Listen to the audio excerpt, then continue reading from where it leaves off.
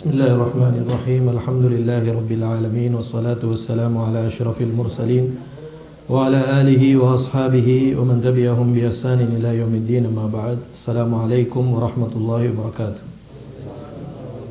கணியத்துக்குரிய சகோதர சகோதரிகளே, எனக்கு இந்த புத்தகத்தில் தரப்பட்டிருக்கக்கூடிய பாடப்பகுதி நோன்பினுடைய ஒழுக்கங்கள் என்கின்ற தலைப்பு தான் எனக்கு வந்திருக்கிறது.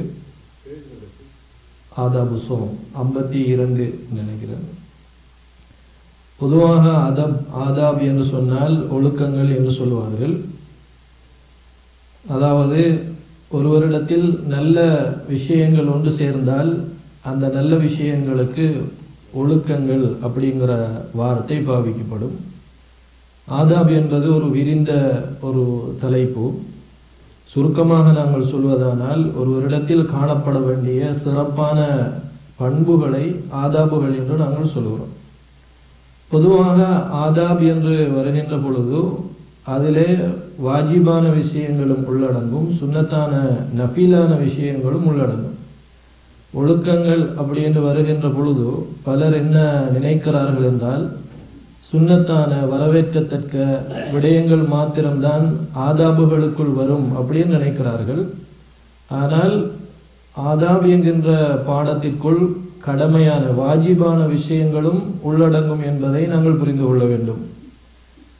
உதாரணமாக நாங்கள் சாப்பிடுகின்ற பொழுது வலக்கரத்தால் சாப்பிடுவது ஒரு ஆதாப், ஆனால் அது ஒரு வாஜிப். அதே மாதிரி வரவேற்கத்தக்க பண்புகளும் காணப்படுகின்றன.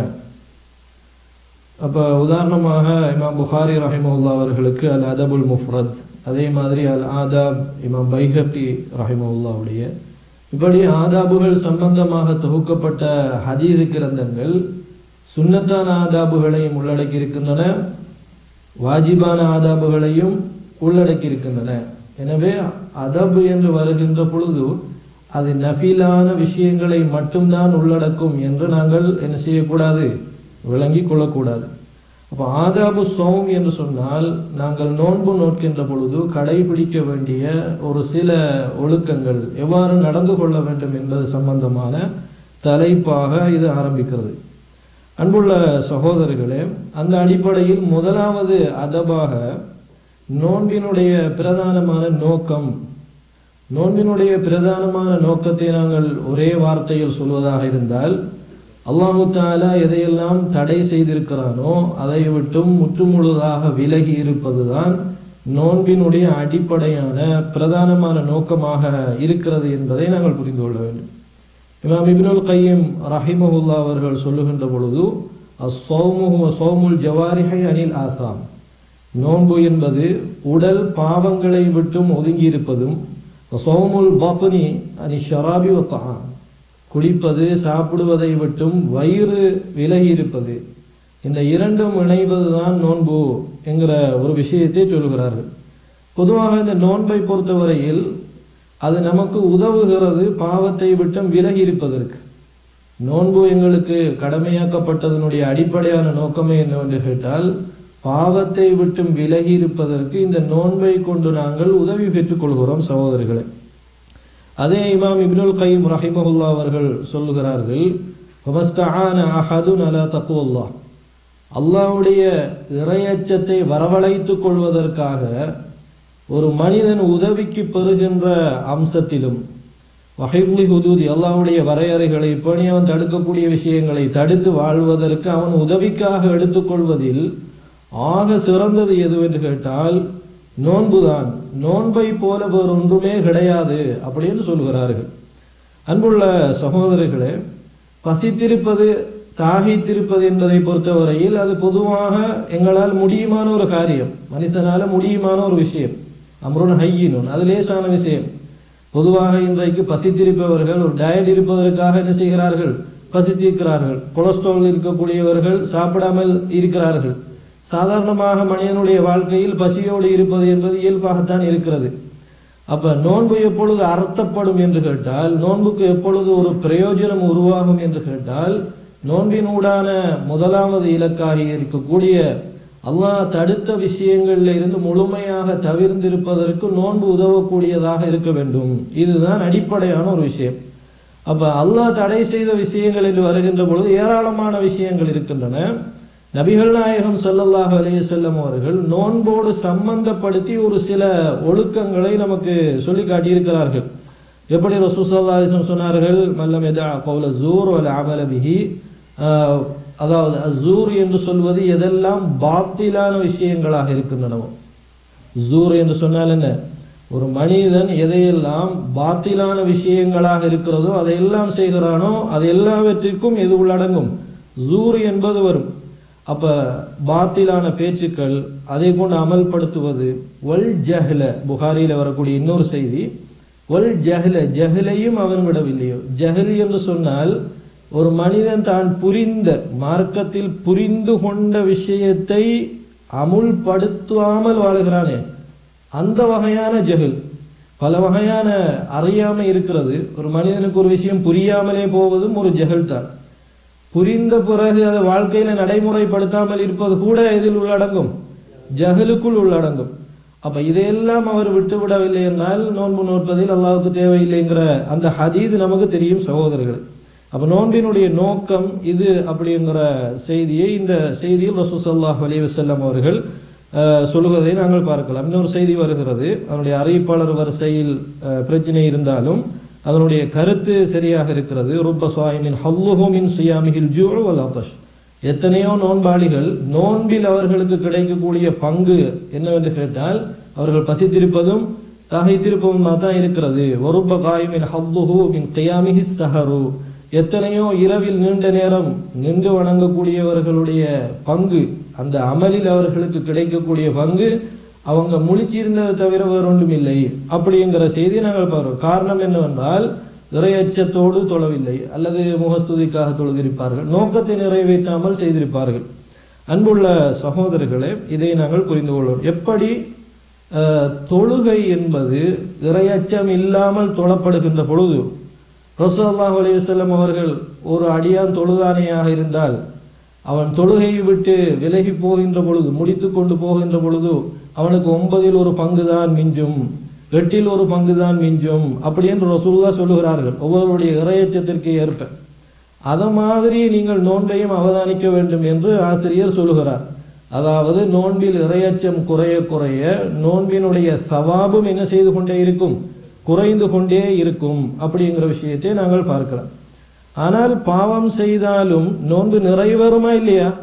நோன்பு நிறைவேறும். பொய் பேசுகிறார், கீபத்து பேசுகிறார், பார்வை அவர் நோன்புடைய காலத்திலும் தாழ்த்தவில்லை, இப்படியாக இருக்கின்ற பொழுது நோன்பு நிறைவேறுகிறது. ஏனென்றால் ஒரு வாஜிபை அவர் நிறைவேற்றுகிறார் என்கிற அடிப்படையில்.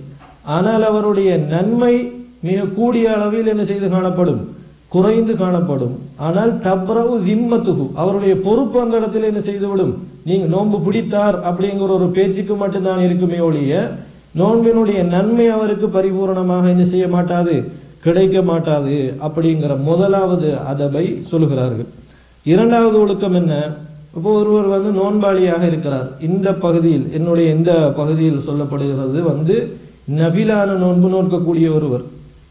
அப்ப நஃபிலான நோன்பை ஒருவர் நோற்று கொண்டிருக்கின்ற பொழுது யாராவது விருந்துக்கு அழைத்தால் எப்படி நடந்து கொள்ள வேண்டும் என்கிற ஒழுக்கத்தை இரண்டாவதாக சொல்கிறார்.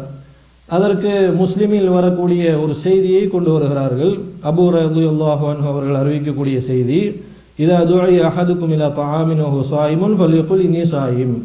நோன்பாளியாக இருக்கின்ற பொழுது உங்களுக்கு யாருக்காவது விருந்து அழைப்பு வந்தால் நான் நோன்பாளி என்று சொல்லுங்கள் அப்படிங்கிற செய்தியை நாங்கள் பார்க்கிறோம். அப்போ நீங்க நஃபீலான சுன்னத்தான நோன்பு நோற்று கொண்டிருக்கின்ற பொழுது விருந்துக்கு வருமாறு உங்களுக்கு அழைக்கப்பட்டால் அப்ப நம்ம சொல்லக்கூடிய வாசகம் எதாக இருக்க வேண்டும், இன்னி சாயிமுன். இப்ப இன்னி சாயிமுன் என்பது ரெண்டு இடத்துல வந்திருக்கிறது. இதுக்கு முந்தைய வகுப்பிலே ஷேக் அவர்கள் உங்களுக்கு சொன்னார்கள். அதுல முதலாவது பகுதி என்ன, யாராவது உங்களுடைய ஏசினால் சண்டைக்கு வந்தால் நீங்கள் என்ன சொல்ல வேண்டும், இன்னி சாயிமுன் என்று சொல்ல வேண்டும். அந்த செய்தியில 2 தடவை சொல்லுவதாக வருகிறது. அதெல்லாம் அறிஞர்கள் நோன்புடைய காலத்தில் யாராவது சண்டைக்கு வந்தால் அல்லது ஏசி பேசி வந்தால் நீங்க என்ன சொல்லுங்க, இன்னி சாயிமுன் இன்னி 2 தடவை சொல்வது ஹதீதில் வந்திருப்பனா 2 தடவையே நீங்க என்ன செய்யுங்க சொல்லுங்க அப்படின்னு சொல்லக்கூடிய அந்த கருத்தும் இருக்கிறது. ஆனா இந்த செய்தியை பொறுத்தவரையில் இதுல எத்தனை தடவை தான் வருகிறது, எத்தனை தடவை தான் அந்த சொல் வந்திருக்கிறது ஹதீதில், இன்னி சாயிமுன் என்கிற வாசகம் வந்திருக்கிறது. அப்ப இந்த ஹதீதை அடிப்படையாக வைத்து ஒருவர் உங்களை நோன்போடு இருக்கின்ற சந்தர்ப்பத்தில் விருந்துக்காக அழைத்தால் அப்ப நீங்க என்ன சொல்ல வேண்டும்? இன்னி சாயிமுன், நான் நோன்பாளி என்று சொல்வது ஒரு சுன்னா. நோன்பாளி என்று அதை நாங்கள் வெளிப்படுத்துவது இருக்கிறது, அது ஒரு சுன்னா அப்படிங்கிறதை நாங்கள் இந்த செய்தியிலிருந்து புரிந்து கொள்ளலாம். சாதாரணமாக நாங்கள் ஒரு இடத்துல உட்கார்ந்து கொண்டிருக்கிறோம், நீங்கள் சுண்ணத்தா நோன்பு பிடித்திருப்பீர்கள், திங்கட்கிழமை நோன்பு, வியாழக்கிழமை நோன்பு பிடித்திருப்பீர்கள். யாராவது உங்களுக்கு சாப்பாட்டை நீட்டினால் நீங்க என்ன சொல்லலாம்? இனி சாயிம், நான் நோன்பாளி என்கிறதை சொல்லலாம். இது ஒரு சுன்னாவாக நாங்கள் இந்த ஹதீதிலிருந்து புரிந்து கொள்கிறோம். இதிலிருந்து இன்னொரு விஷயத்தை இஸ்திம்பாத் எடுக்கிறார்கள். சமாளிக்க தேவையில்லை, எனக்கு பசி இல்லை அப்படிங்க சொல்ல தேவையில்லை, அல்ல இந்த சாப்பாடு எனக்கு புரியவில்லை என்று சொல்ல தேவையில்லை. நீங்கள் நோன்பாளியாக இருந்தால் நீங்கள் நோன்பாளி என்பதை என்ன பண்ணுங்கள், வெளிப்படுத்துங்கள் அப்படிங்கிற அந்த ஒரு ஃபாயிதாவையும் இந்த ஹதீதிலே இருந்து நாங்கள் புரிந்து கொள்கிறோம். மூன்றாவது ஒரு செய்தி என்னவென்று கேட்டால் சகோதரர்களே, இன்னொரு செய்தியை நீங்க பாருங்க. இதா துஇ அஹதுக்கும் ஃபல் யுஜிப், நீங்க நஃபிலான நோன்பு நோட்கிறீர்கள், உங்களை சாப்பாட்டுக்கு அழைக்கிறார்கள், அழைத்தால் ஃபல் யுஜிப், நீங்க என்ன பண்ணுங்க, நீங்க சமூகம் அளியுங்கள், அவருடைய அந்த வார்த்தைக்கு நீங்கள் ரெஸ்பெக்ட் பண்ணுங்கள், அவரிடத்தில் செல்லுங்கள். சென்று உங்களுக்கு ரெண்டு முஹையர், ரெண்டு சாய்ஸ் தரப்படுகிறது. பைன்கான சாயிமன், நோன்பாளியாகவே நீங்கள் இருக்க விரும்பினால், நோன்பை விட விருப்பம் இல்லை, நோன்பாளியாகவே நீங்கள் இருக்க விரும்பினால் ஃபல் யுசல்லி, ஃபல் யுசல்லின்னு வருகிறது. இந்த ஃபல் யுசல்லியில அறிஞர்கள் ரெண்டு கருத்தை சொல்கிறார்கள். ஃபல் யுசல்லின்னா என்ன? தொழுங்கள் அப்படிங்கிற ஒரு கருத்தும் அதில் இருக்கிறது. ஸலாத் என்பதற்கு அடிப்படையான ஒரு கருத்தும் என்னது? துஆ அப்படிங்கிற ஒரு கருத்தும் இருக்கிறது. அப்ப இந்த இடத்தில் நமக்கு விருந்து அளிக்க அழைத்தவருக்காக பிரார்த்தனை செய்யுங்கள் என்பதுதான் ஏற்றமான கருத்து. அதே நேரத்தில் நீங்கள் சாப்பிட, அதாவது நோன்பை விட்டுவிட விரும்பினால் நோன்பையும் என்ன பண்ணிக்கொள்ள முடியும்? விட்டுவிட முடியும். கான முஃப்திரன் ஃபல்யத்அம், நோன்பை விட விரும்பினால் விட. இது இந்த சட்டம் எதற்கு வருகிறது? நஃபிலான நோன்பு நாங்கள் நோற்று கொண்டிருக்கின்ற அந்த சந்தர்ப்பத்தில் வருகிறது. இந்த செய்தியை நாங்கள் இன்னொரு ஹதீஸிலும் பார்க்கலாம். அந்த செய்தி இந்த அதாவது நூலில் வரவில்லை. அதாவது அனஸ் ரலியல்லாஹு அன்ஹு அறிவிக்கக்கூடிய செய்தி, ரசூல் ஸல்லல்லாஹு அலைஹி வஸல்லம் அவர்கள் உம்மு சுலைம் ரலியல்லாஹு அன்ஹா அவருடைய வீட்டுக்கு செல்கிறார்கள். ஃபஅதத்துஹு பிதம்ரின் வஸமனின், அதாவது கீ அதையும் தம்ரையும் பேரிச்சம்பழத்தையும் கொண்டு வந்து ரசூலுல்லாஹி அலைஹி வஸல்லம் அவர்களுக்கு சாப்பிட கொடுக்கிறார் உம்மு சுலைம் ரலியல்லாஹு அன்ஹா. அப்பொழுது அல்லாஹ்வுடைய தூதர் சொல்கிறார்கள், ஐது சம்லக்கும் ஃபீ சிகாயிஹி வ தம்ரக்கும் ஃபீ விஆஇஹி, உங்களுடைய அந்த ரெண்டையும் அதனுடைய பைகளுக்குள்ளேயே நீங்கள் வைத்து விடுங்கள். ஃபைனி சாயிமுன், எப்படி சொல்றாங்க ரசூலுல்லாஹ், நான் நோன்பாளி அப்படி என்று சொல்லிவிட்டு சும்ம காமையிலா நாஹியத், வீட்டின் ஒரு பகுதிக்குள் சென்று ஒரு ஓரத்தில் சென்று சுன்னத்தான ஒரு தொழுகையை தொழுது விட்டு ஃபதஆ லி உம்மி சுலைமின் வஅஹ்லி பைத்திஹா, உம்மு சுலைம் ரலியல்லாஹு அன்ஹா அவர்களுக்காகவும் அந்த வீட்டாருக்காகவும் அல்லாஹ்வுடைய தூதர் என்ன செய்தார்கள்? துஆ செய்தார்கள் என்று தெளிவாக முஸ்லிமிலே வந்திருக்கிறது. அப்ப சகோதரர்களே, அவங்களோட மனம் புண்படாத வகை நடந்து கொள்வதற்காகத்தான் இந்த சட்டம் நமக்கு என்ன செய்யப்பட்டிருக்கிறது, சொல்லப்பட்டிருக்கிறது. போய்த்தான் உங்களுடைய உதுரை சொல்ல வேண்டும் என்று இல்லை. இப்போ கூப்பிடுறாங்க, நீங்க நோம்பாளியா இருக்கிறீங்க, அவங்க எல்லா ஏற்பாடையும் செஞ்சிட்டாங்க, வீட்டை போய் மேசையில் இருக்கும் பொழுது நான் நோம்பாளின்னு சொன்னால் அது அவங்களுக்கு சிரமத்தை ஏற்படுத்துமா இல்லையா? அதனால இமாம் நவவி ரஹிமஹுல்லாஹ் அவர்கள் சொல்லுகிறார்கள், அவங்களுடைய வீட்டுக்கு போவதற்கு முன்னாலே நீங்க என்ன பண்ண முடியும்? நான் நோம்பாளி, நான் வரவில்லை அப்படின்னு சொல்ல முடியும். அதுல என்ன கிடையாது, பிரச்சனையே கிடையாது. ஹதீஸ் ரெண்டு மாதிரியும் வருகிறது. உங்களுக்கு அழைத்தால் நீங்கள் நோம்பாளி என்று சொல்லுங்கள், பொதுவான ஹதீஸ். அழைத்தால் வீட்டுக்கும் செல்லுங்கள் என்று வருகிறது. அப்ப ரெண்டு ஹதீஸையும் நாங்கள் நிலைமைக்கு ஏற்ற மாதிரி என்ன பண்ண முடியும், அதாவது நடைமுறைப்படுத்த முடியும் என்பதை நாங்கள் புரிந்து கொள்ளணும் சகோதரர்கள். அதில் இன்னொரு முக்கியமான ஒரு விஷயம், அதாவது கலா நோன்பாக இருந்தால், எதாக இருந்தால் கலா நோன்பு நோக்கக்கூடியவர்களாக இருந்தால் அந்த நோன்பு என்ன பண்ண முடியாது, விட முடியாது. ஃபர்லா ரமலானுடைய காலத்தில் எப்படியும் நாங்கள் விருந்துக்கு போகிறது இல்லை.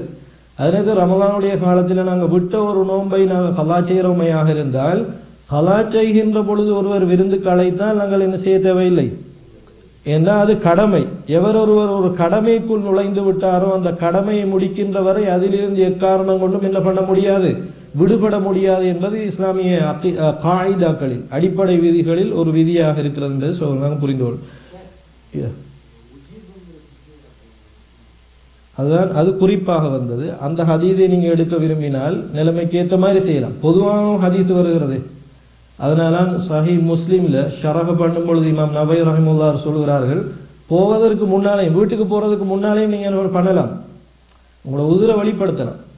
ஏன்னா பொதுவான ஹதீஸ் வருகிறது, உங்களை அழைத்தால் நீங்கள் சொல்லுங்கள் நான் யார் என்று, நோன்பாளி என்று. பொதுவான ஹதீதையும் நீங்கள் அமுல்படுத்துங்க. இந்த இடத்துல குறிப்பாக வந்த ஹதீதையும் நீங்கள் என்ன பண்ணுங்க, அது நிலைமைகளுக்கு ஏற்ற மாதிரி, மஸ்லஹாக்களுக்கு இது ஏற்ற மாதிரி, இன்னொருவருக்கு சிரமத்தை ஏற்படுத்தாத வகையில் நடந்து கொள்ள முடியும். மூன்றாவது ஒழுக்கம், அன்புள்ள சகோதர சகோதரிகளே, நோன்பு திறக்கின்ற பொழுது சொல்ல வேண்டிய வார்த்தைகள். அதில் முதலாவது நோன்பு திறப்பிப்பவருக்காக சொல்லக்கூடிய வாசகம் ஒன்று. அடுத்தது நோன்பு திறக்கக்கூடியவர் சொல்லக்கூடிய வாசகம். நோன்பு திறப்பிப்பவர் சொல்லக்கூடிய வாசகம் என்ன? பொதுவாக நாங்கள் ஓதுகிற வாசகம் இல்லை. நோன்பு திறப்பிப்பவர், உங்களோட வீட்டுக்கு இன்னொருவர் நோன்பு திறக்கிறார், அவர் உங்களுக்கு ஓத வேண்டிய பிரார்த்தனை, அந்த பிரார்த்தனை இருக்கிறது.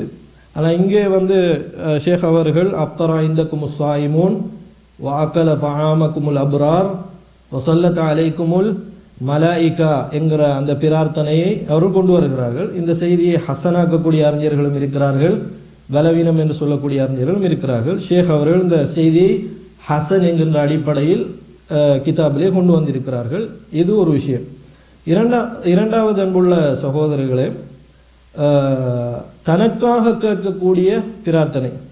இந்த தனக்காக கேட்கக்கூடிய பிரார்த்தனை சம்பந்தமாக நாங்கள் சுருக்கமாக சொல்வதனால், ஒரு நோன்பாளியினுடைய பிரார்த்தனையை அல்லாஹு தஆலா என்ன செய்து கொள்கிறான், ஏற்றுக்கொள்வான். ஏனென்றால் அனஸ் ரலியல்லாஹு அன்ஹு அவர்கள் அறிவிக்கக்கூடிய செய்தி, ஸலாத்து தஅவாத்தின் லா துரது, 3 பேருடைய பிரார்த்தனைகள் என்ன பண்ணப்படுவதில்லை, தட்டப்படுவதில்லை. அதில் ஒன்று தாவத்துல் வாலிதி, ஒரு தந்தையினுடைய பிரார்த்தனை. இரண்டாவது தாவத்து ஸ்வாயிமி, நோன்பாளியினுடைய பிரார்த்தனை. தாவத்துல் முசாஃபிரி, பிரயாணம் செல்லக்கூடியவருடைய பிரார்த்தனை. அப்போ பொதுவாக ஒரு நோன்பாளி அவர் எந்த நேரத்தில் நோன்பு அதாவது துவா கேட்டாலும் அந்த துவா ஏற்றுக்கொள்ளப்படுவதற்கு தகுதியானது என்பதை நாங்கள் புரிந்து கொள்ள வேண்டும். ஷேக் அவர்கள் இந்த நூலில் மிக முக்கியமான ஒரு செய்தியை சொல்கிறார்கள். அதாவது சிலர் நோன்பு திறப்பதற்கு முன்னால் மாத்திரமே துவா செய்வதை பிரத்யேகமாக என்ன செய்து கொள்கிறார்கள், ஆக்கிக் கொள்கிறார்கள். அதாவது பொதுவாக நம்முடைய வளமையாக இருக்கிறது. அதாவது நோன்பு பாங்கு செல்வதற்கு 2 நிமிஷத்துக்கு முன்னாலே நாங்கள் என்ன செஞ்சிடுவோம், துவா செய்வதற்கு ஆரம்பித்து விடுவோம். அதில் மிக முக்கியமாக சொல்லுகிறார்கள், அந்த நிலைமையை மாற்றி பகல் வேளையில் இருந்து கிடைக்கிற நேரம் எல்லாம் என்ன பண்ண சொல்கிறார், துவா செய்ய சொல்கிறார். ஏனென்றால் ஹீன, அதாவது இஃப்தாருடைய நேரத்தில் அப்படின்ற அந்த வாசகம் திருமீதியிலே வருகிறது. அது ஒரு பலவீனமான செய்தி. அதாவது அந்த சந்தர்ப்பத்தில், அந்த நிலையில் இஃப்தார், நீங்கள் இஃப்தார் செய்கின்ற அந்த நேரத்தில் பிரார்த்தனைங்கிற அந்த வாசகம் வருகிறது. அந்த வாசகம் பலவீனமான வாசகமாக இருப்பதனால ஷேக் அவர்கள் சொல்கிறார்கள், நீங்கள் பகல் வேளை முழுவதும் என்ன பண்ணுங்கள், துவா செய்துவிட்டு அந்த நேரத்திலையும் என்ன பண்ணுங்க, பிரார்த்தனை செய்யுங்கள். அதுதான் என்னது, சிறப்பானது அப்படிங்கிற ஒரு முடிவை சொல்வதை நாங்கள் பார்க்கலாம். அன்புள்ள சகோதரர்களே, இது ஒரு விஷயம்.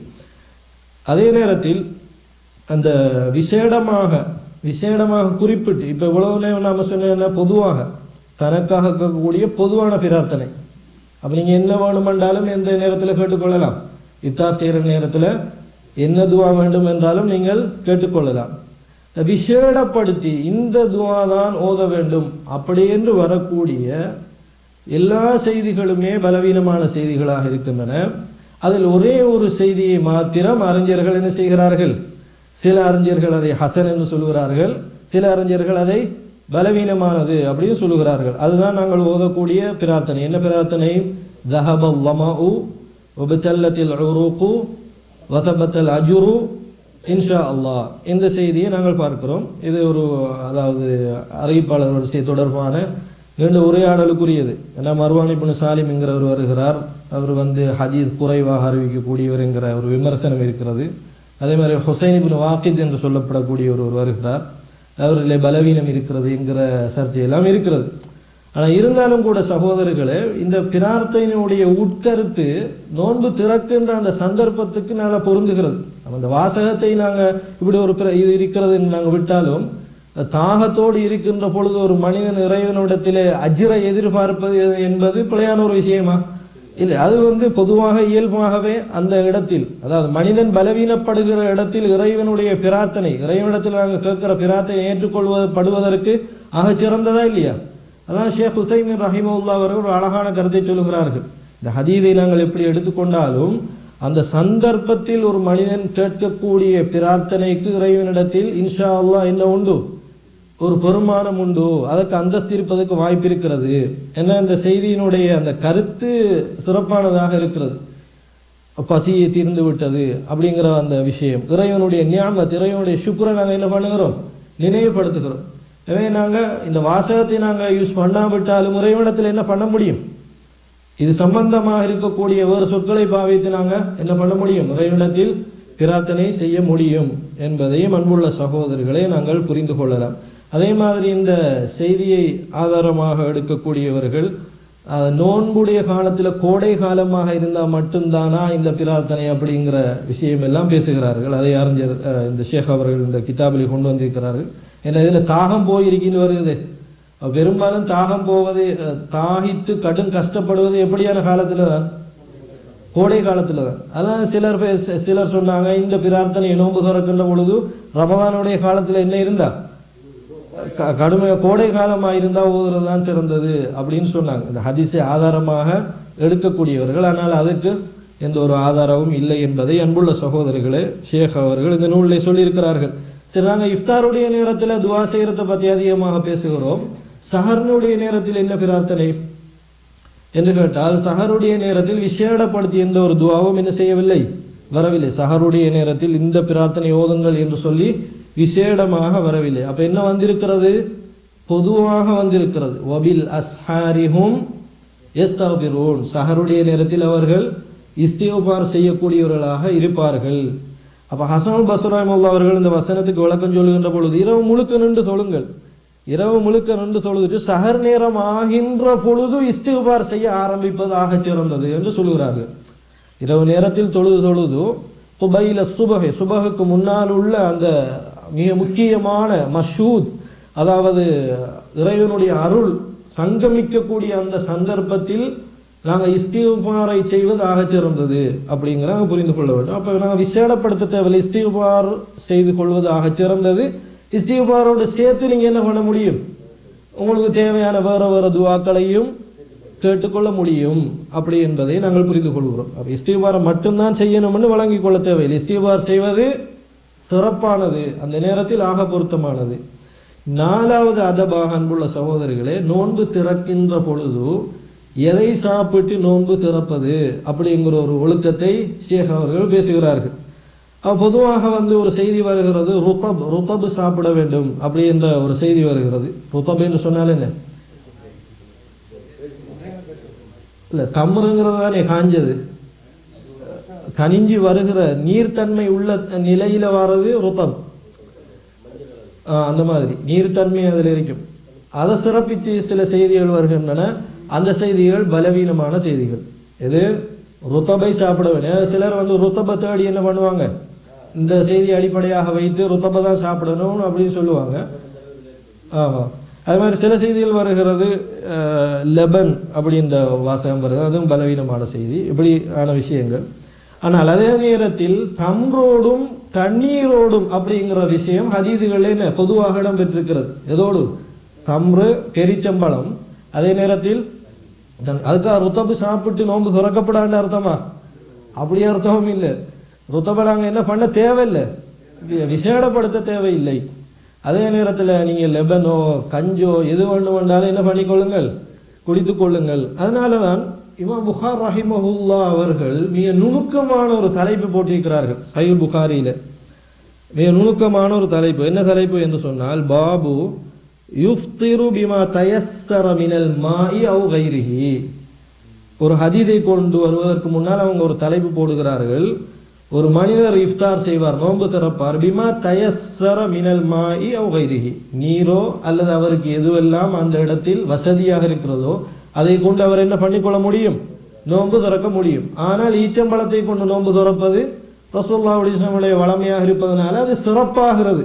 அதனால தான் நாங்கள் நோன்பு திறப்பதற்காக வேண்டி ஈச்சம்பழத்தை தேடுகிறோம், நீரை தேடுகிறோம், நீரை நாங்கள் அருந்துகிறோம். ஆனால் அதே நேரத்தில் ஏனையவைகளை நாங்கள் சேர்த்துக்கொள்ளலாம். அதற்கு ஒரு செய்தி ஆதாரமாக புகாரியிலே, அதாவது அப்துல்லா இப்னு அபி அவுஃபா ரலியல்லாஹு அன்ஹுடைய செய்தி ஒன்று வருகிறது. ரசூலுல்லாஹி அலைஹி வஸல்லம் அவர்கள் நோன்பு திறப்பதற்காக வேண்டி கஞ்சி செய்து தருமாறு நபிகள் நாயகம் ஸல்லல்லாஹு அலைஹி வஸல்லம் அவர்கள் கேட்ட செய்தி இதில் வருகிறது, புகாரியிலே வருகிறது. ஆனால் இந்த ஷேக் அவர்கள் சொல்லக்கூடிய முக்கியமான மைய கருத்து என்னவென்றால், ஈச்சம்பழமும் தண்ணீரும் சிறப்பானது, ஏனையவைகளை என்ன பண்ணிக்கொள்ள முடியும். அப்போ அந்த இடத்துல போய் நாங்கள் என்ன பண்ண தேவையில்லை, வஸ்வாசப்பட்டு கொண்டும் இருக்க வேண்டிய அவசியம் இல்லை அப்படிங்கிற ஒரு விஷயத்தை ஷேக் அவர்கள் சொல்லுகிறார்கள்.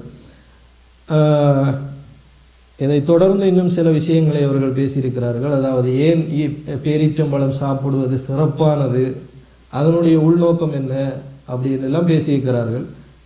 இனிப்பு சாப்பிடுகின்ற பொழுது அமல்லே என்ன வரும் என்று சொல்கிறார்கள், ஒரு இனிமை வரும் அப்படிங்கிற மாதிரியான ஒரு கருத்தை ஷேக் அவர்கள் சொல்கிறார்கள். இப்னு கைம் ரஹிமஹுல்லாஹ் அவர்களும் இந்த கருத்தை சொல்லியிருக்கிறார்கள். ஏனென்றால் உடலுக்கு வருகிற சக்தி மாதிரி ஒரு மனிதனுக்கு என்னது ஆரோக்கியமும், அந்த ஆரோக்கியத்தை கொண்டு போய் எதோடு டச் பண்ணுவது, இபாதத்தோடு டச் பண்ணுவது என்பது மிக முக்கியமான ஒரு விஷயம். அப்படிங்கிற ஒரு மகாசித், மகாசித் என்றால் என்ன, இந்த கிதாபே மகாசித், மகாசித் சொன்னால் என்ன சகோதரர்களே, நோன்பினூடான பிரதானமான இலக்குகள். அடுத்த 5வது 6வது விஷயம் கடைசியானது, அதை முடித்தால் என்னுடைய பரப்பு முடிகிறது. 5 6 என்னவென்றால், நோன்பு திறப்பதை அவசரப்படுத்துவது, நோன்பு பிடிப்பதை தாமதப்படுத்துவது. அப்ப தஅஜீலுல் ஃபித்ரி வ தஅഖீருஸ் ஸஹரி. ரசூலுல்லாஹி அலைஹி வஸல்லம் அவருடைய ஹதீஸ் உங்களுக்கு தெரியும், மக்கள் எல்லாம் நன்மையில் இருக்கிறார்கள், அவர்கள் நோன்பு திறப்பதை அவசரப்படுத்துகிற காலமும் அதே மாதிரி சஹர் நேரத்தை பிற்படுத்துகிற காலம் எல்லாம் அவர்கள் எதில் இருக்கிறார்கள், நன்மையில் இருக்கிறார்கள் என்று நபிகள் நாயகம் ஸல்லல்லாஹு அலைஹி வஸல்லம் செய்தி நமக்கு தெரியும் சகோதரர்கள். இதில் நாங்கள் புரிந்து கொள்ள வேண்டிய விஷயம் என்னவென்று கேட்டால், அதாவது நோன்பு திறக்கின்ற பொழுது சூரிய மறைந்து விட்டால் போதுமானது.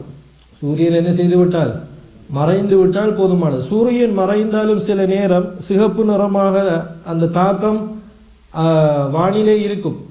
அப்போ இன்னும் வெளிச்சம் போகல அப்படின்ற காரணத்திற்காக வேண்டி நன்கு இருட்டாகிற வரை நாங்கள் என்ன பண்ண வேண்டிய அவசியம் கிடையாது, காத்து கொண்டிருக்க வேண்டிய அவசியம் கிடையாது. இது இஜ்மாவுல் ஃபுகஹா, இதுதான் ஹதீதிலேயும் வந்திருக்கிறது. சூரியன் இங்கிருந்து மறைந்தால் நீங்கள் என்ன பண்ணிக்கொள்ளுங்கள், நோன்பை பிடித்து நோன்பை விடுங்கள் என்று ரசூலுல்லாஹி அலைஹி வஸல்லம் சொல்கிறார்கள். அப்ப பொதுவாக சூரியன் மறைவு என்கிற விஷயம் தான் அங்கே பார்க்கப்படுகிறது. அந்த கஞ்சி செய்து தருமாறு கேட்ட ஹதீதிலேயும் அல்லாஹ்வுடைய தூதரே இன்னமும் வெளிச்சம் இருக்கிறது என்று சஹாபாக்கள் சொல்கிறார்கள். சொன்ன பொழுது ரசூலுல்லாஹ் இல்ல, சமைத்து கொடுங்கள், நோன்பை திறப்போம் என்று சொல்கிறார்கள். அப்ப இது நாங்கள் கடும் இருட்டாக வருகிற வரை என்ன பண்ண வேண்டிய அவசியம் கிடையாது, காத்து கொண்டிருக்க வேண்டிய அவசியம் கிடையாது. சாதாரணமாக நீங்கள் கலண்டரை பார்க்கிறீர்கள், நோன்பு அதாவது சூரியன் மறைவதற்கான நேரம் அதுவாக இருக்கிறது, பாங்கு சொல்லுகிறதா, நோன்பை நாங்கள் என்ன பண்ண வேண்டியதுதான், விட்டுவிட வேண்டியதுதான் என்பதை அன்புள்ள சகோதரர்களை நாங்கள் புரிந்து கொள்ள வேண்டும். இது ஒரு விஷயமாக இருக்கிறது. அப்ப சஹருடைய நேரம் எது? சஹருடைய நேரத்தை பொறுத்தவரையில் சஹர் என்கிற வார்த்தைக்கே என்ன அர்த்தம் தான், சுபகுக்கு முன்னால் உள்ள அந்த நேரத்திற்கு தான் என்ன சொல்லுவாங்க, சஹர் என்று சொல்லுவார்கள். நீங்க படிச்சிருக்கீங்களா ஃபிக்ஹில், ஃபஜ்ரு சாதிக் ஃபஜ்ருல் காதிப்னு சொல்லுவாங்க, பொய்யான ஃபஜ்ர் உண்மையான ஃபஜ்ர்னு சொல்லுவாங்க. அது என்ன பொய்யான ஃபஜ்ர் உண்மையான ஃபஜ்ர் என்றால், சூரியன் அந்த ஆரம்பத்தில் உதிக்கணும், சின்ன கீட்டு வந்திருக்கும், அந்த சின்ன கீட்டு வந்தால் சஹர் நேரம் ஆரம்பிச்சிட்டுன்னு அர்த்தம். அது நல்லா விரிந்து காணப்பட்டால் சுபவுடைய நேரம் ஆரம்பிச்சிட்டுன்னு அர்த்தம். வழங்கிட்டு தானே. அப்ப அதெல்லாம் யாருடைய அந்த அதானை கொண்டு நீங்கள் என்ன பண்ணாதீர்கள், ஏமாறாதீர்கள் ரசூலுல்லாஹ் சொன்னாங்க. முதல்ல பிலால் ரலியல்லாஹு அன்ஹு, பிலால் ரலியல்லாஹு அன்ஹு பாங்க எப்ப நடக்கும், சஹருடைய ஸ்டார்ட்ல நடக்கும்.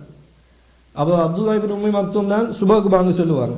அப்போ அந்த இடைப்பட்ட நேரம் தான் என்ன நேரம்? சஹருடைய நேரம். எனவே அந்த நேரத்தில் தான் நாங்கள் என்ன பண்ண வேண்டும்? எங்களுடைய சஹர் சாப்பாட்டை நாங்கள் உட்கொள்ள வேண்டும் என்பதை சகோதரர்கள் புரிந்து கொள்ள வேண்டும். நபிகள் நாயகம் ஸல்லல்லாஹு அலைஹி வஸல்லம் அவர்கள் ஒரு அளவை சொன்னார்கள். எங்களுக்கும் வேதக்காரர்களுக்கும் இடையில உள்ள வித்தியாசம் என்னண்டா சஹர் தான் என்று சொன்னாங்க. அப்ப என்ன காரணம்? அது வேதக்காரர்களை பொறுத்த வரைக்கும் அவங்கள்ட்ட ஒரு வளம் இருந்து விசால் நோம்பு, அவங்க தொடர்ச்சியாக நோம்பு முடிப்பாங்க. சஹர் நோம்பு சஹர் என்ன பண்ண மாட்டாங்க, சாப்பிட மாட்டாங்க. அப்ப அதே மாதிரி நோம்பு துறக்கிற நேரத்துல நட்சத்திரம் வானத்துல வெளிப்படுற வரைக்கும் அவங்க என்ன பண்ணிட்டு இருப்பாங்க, வெயிட் பண்ணிட்டு இருப்பாங்க. எங்களுக்கும் அஹ்லு கிதாபுகளுக்குள்ள வித்தியாசம் அக்லத்து சஹரி, சஹர் சாப்பாடு அப்படின்னு நபிகள் நாயகம் ஸல்லல்லாஹு அலைஹி வஸல்லம் அவங்க சொன்னாங்க. இன்னொரு செய்தியில வருகிறது, எத்தனை வசனங்கள் ஓதுகிற இடைவெளி? 50 வசனங்கள் ஓதுகிற இடைவெளி. அதை சில அறிஞர்கள் இது 15 நிமிஷமா, அரை மணித்தியாலமா, 3/4 மணித்தியாலமாண்டெல்லாம் என்ன செய்கிறார்கள். நாங்கள் அப்படி டீப்பா போக தேவையில்லை. ஒரு அன்னளவாக சுபகுக்கு முன்னால் உள்ள நேரத்தில் எழும்பி நாங்கள் சாப்பிட்டால் அந்த சஹருடைய இபாதத்தை செய்த நிலையில் வருவோம். அப்போ அதனால தான் சில அறிஞர்கள் சொன்னாங்க, அதான் சரியான கருத்தும் கூட, சஹருடைய நேரம் வருவதற்கு முன்னால் சிலாக்கள் அதாவது என்னது சஹர் நேரத்தில் எழும்புற கஷ்டம்ன்றதுக்காக வேண்டி 12 மணிக்கு சாப்பிட்டு என்ன செய்வாங்க, தூங்கிடுவாங்க. அப்படியே அவர்கள் சாப்பிட்டா அவங்க ராவு சாப்பாடு தான் என்ன செய்யறாங்க, சாப்பிடுகிறார்களே. சஹருடைய சாப்பாட்டை சாப்பிட்ட அந்த நன்மை அவர்களுக்கு என்ன செய்ய மாட்டாது, கிடைக்க மாட்டாது என்கிற தகவல் வரைக்கும் இந்த ஆதாபுகளை ஷேக் அவர்கள் கூறியிருக்கிறார்கள். இன்ஷா அல்லாஹ் தொடர்ந்து அறிஞர்கள் உங்களுக்கு இந்த விஷயத்தை கூறுவார்கள்.